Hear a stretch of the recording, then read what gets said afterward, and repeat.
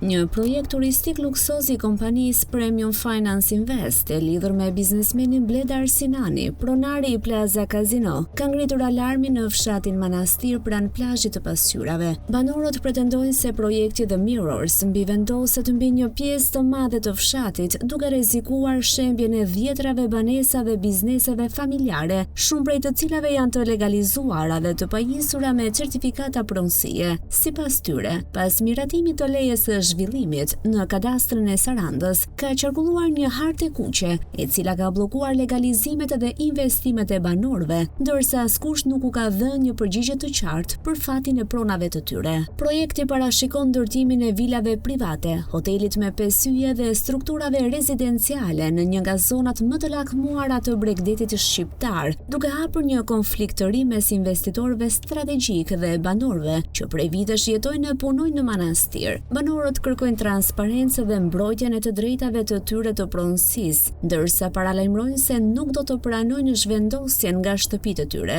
Sipas Amfora.al, rezulton se toka është ndarë disa herë me ligje të ndryshme dhe me dokumente të dyshuara dhe nuk është e qartë kush është pronari i vërtet në shumë parcela.